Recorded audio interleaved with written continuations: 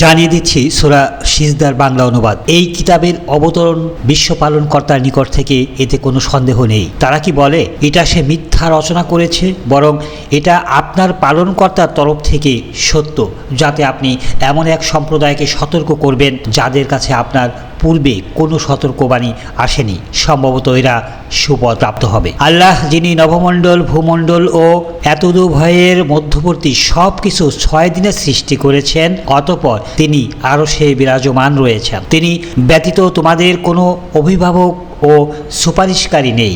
এরপরও কি তোমরা বুঝবে না? তিনি আকাশ থেকে পৃথিবী পর্যন্ত সমস্ত কর্ম পরিচালনা করেন, অতঃপর তা তার কাছে পৌঁছবে এমন এক দিনে যার পরিমাণ তোমাদের গণনায় 1000 বছরের সমান। তিনি দৃশ্য ও অদৃশ্যের জ্ঞানী, পরাক্রমশালী, পরম দয়ালু, যিনি তার প্রত্যেকটি সৃষ্টিকে সুন্দর করেছেন এবং কাদামাটি থেকে মানব সৃষ্টির সূচনা করেছেন। অতঃপর তিনি তার বংশধর সৃষ্টি করেন তুচ্ছ পানির নির্যাস থেকে।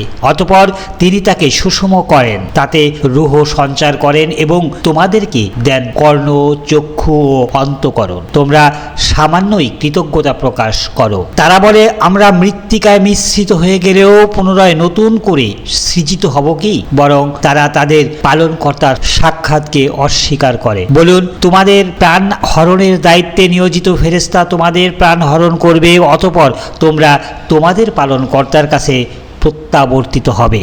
যদি আপনি দেখতেন যখন অপরাধীরা তাদের পালনকর্তার সামনে নত শির হয়ে বলবে, হে আমাদের পালনকর্তা, আমরা দেখলাম ও শ্রবণ করলাম, এখন আমাদেরকে পাঠিয়ে দিন, আমরা সৎকর্ম করব, আমরা দৃঢ় বিশ্বাসী হয়ে গেছি। আমি ইচ্ছা করলে প্রত্যেককে সঠিক দিক নির্দেশ দিতাম, কিন্তু আমার এই উক্তি অবধারিত সত্য যে আমি জিন ও মানব সকলকে দিয়ে অবশ্যই জাহান্নাম পূর্ণ করব। অতএব এ দিবসকে ভুলে যাওয়ার কারণে তোমরা মজা আস্বাদন করো, আমিও তোমাদেরকে ভুলে গেলাম। তোমরা তোমাদের কৃতকর্মের কারণে স্থায়ী আযাব ভোগ করবে। কেবল তারাই আমার আয়াতসমূহের প্রতি ঈমান আনে, যারা আয়াতসমূহ দ্বারা উপদেশ প্রাপ্ত হয়ে সেজদায় লুটিয়ে পড়ে এবং অহংকার মুক্ত হয়ে তাদের পালনকর্তার প্রশংসায় পবিত্রতা বর্ণনা করেন। তাদের পার্শ্ব সজ্জা থেকে আলাদা থাকে, তারা তাদের পালনকর্তাকে ডাকে ভয়ে ও আশায়, এবং আমি তাদেরকে যে রিজিক দিয়েছি তা থেকে ব্যয় করে। কেউ জানে না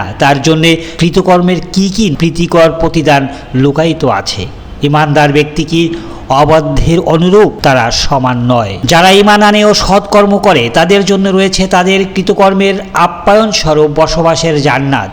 পক্ষান্তরে যারা অবাধ্য হয় তাদের ঠিকানা জাহান্নাম। যখনই তারা জাহান্নাম থেকে বের হতে চাইবে তখনই তাদেরকে তথায় ফিরিয়ে দেওয়া হবে এবং তাদেরকে বলা হবে, তোমরা জাহান্নামের যে আযাবকে মিথ্যা বলতে তার স্বাদ আস্বাদন করো।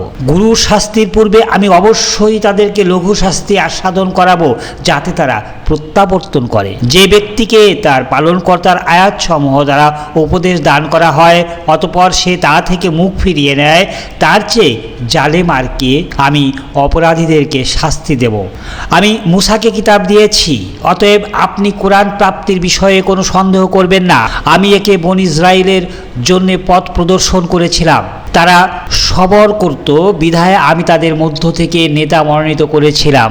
যারা আমার আদেশে পথ প্রদর্শন করত তারা আমার আয়াতসমূহে দৃঢ় বিশ্বাসী ছিল। তারা যে বিষয়ে মতবিরোধ করেছে, আপনার পালনকর্তাই কিয়ামতের দিন সে বিষয়ে তাদের মধ্যে ফয়সালা দেবেন।